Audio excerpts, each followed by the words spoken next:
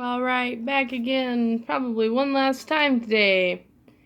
Okay, so, in order of occurrence, this is my story on how I met with Celine.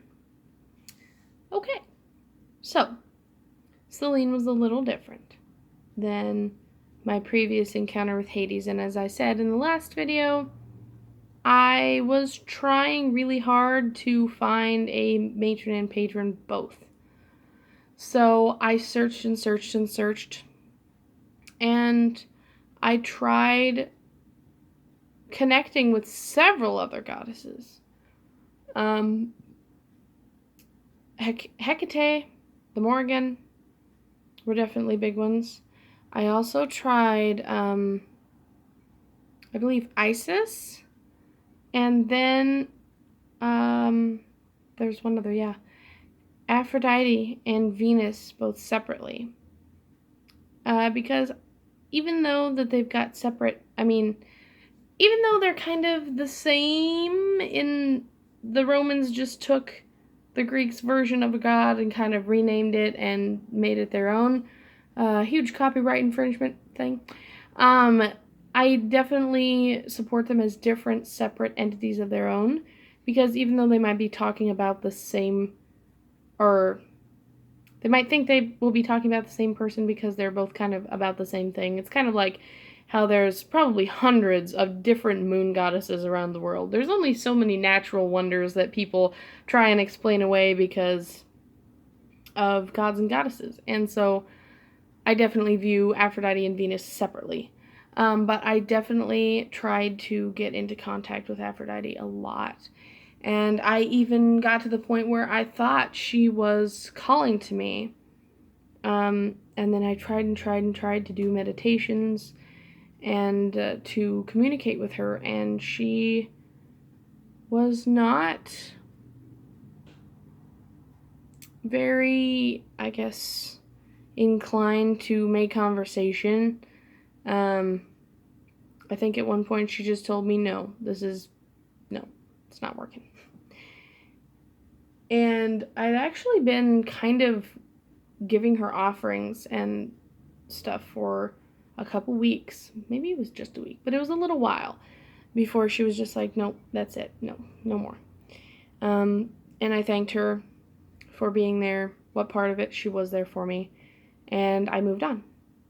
So along the way, I just started kind of trying to find specifically a moon goddess, because I know that Wiccans, particularly, really are drawn to the moon, and their goddess is kind of their main deity. Even if you don't necessarily work with personified deity, Wiccans seem to really enjoy moon goddesses, even if they're not necessarily, I guess, a person, or just work with the moon or the goddess, the overarching goddess in general is usually of the moon. So, in my path to try and find a moon goddess to work with, I definitely thought it was Artemis. I thought it was Artemis for the longest time. And it worked, but it didn't at the same time. It was like almost there, but not quite click. And then I went and I worked with, or I tried to communicate with Luna. And again, it worked, but not quite. And they were all moon goddesses, all very feminine and very motherly. Even Artemis, kind of. Even though Artemis is like a maiden goddess, she's still kind of got that motherly feeling. But it wasn't Artemis and it wasn't Luna.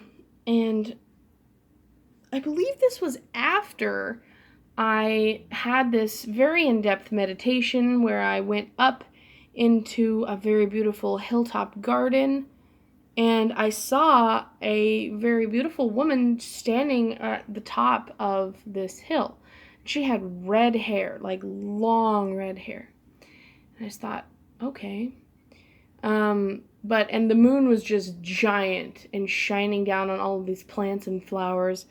And so I followed her up and up and up this hill. And as I said, this was a very in-depth meditation. It probably took half an hour, 45 minutes. And I followed her up this hill, and I finally got to the top. And I don't even think she was there when I got to the top, but I just kind of looked out across this whole area, I believe, of ocean with the moon shining on it, and that was the first one. I think that was before I started looking into moon goddesses, quite honestly. And then after that, I went and researched all of the goddesses associated with the moon to try and figure out who it must have been. And then I think I just finally started looking into her specifically, and I found that click that I was looking for. The kind of, this is the right place, you're in the right place, you've been looking, and you've almost got there a couple times, but this is actually where you belong. And then I had another in-depth meditation specifically seeking her out, and I went down to, again, this forest and into the lake, because whenever I'm in meditations and there's a giant body of water, I'm going in it. And so I think she finally came out and she kind of was like, yeah, this is who I am. You found me. Here we are. And ever since then, I've kind of just been continuing on with her. She's definitely one of the least involved, I guess, hands-on kind of goddesses. She kind of lets me do my own thing. A lot of times she'll step in and be like, here's very cool, sound, logical advice. As a mother would, because she's my matron goddess, so I kind of look at her in that way. And a lot of times it's very good advice. And as I said, I haven't really been communicating with my deities much, and I really need to. So, but I have definitely been doing things for the new and full moons. And even this tattoo with the moon phases is for her, and I plan to get another moon tattoo as well, because we have a very good, loving communication, even if it's not very intrusive, I guess, and like hands-on and just smothering. So it's a very, very nice relationship that I have with her. So that was how I met and worked with Celine. As I said, not so grandiose as just all of a sudden there was a flash of light and my deity appeared to me. But still, it's working out, so we're gonna go with it. Alrighty, guys. It's getting dark, and I have a lot of blackberries to pick, so I'm gonna go do that, and it sounds like it might storm outside, so I'm really excited. I hope everyone is having a wonderful night, and have a wonderful day tomorrow.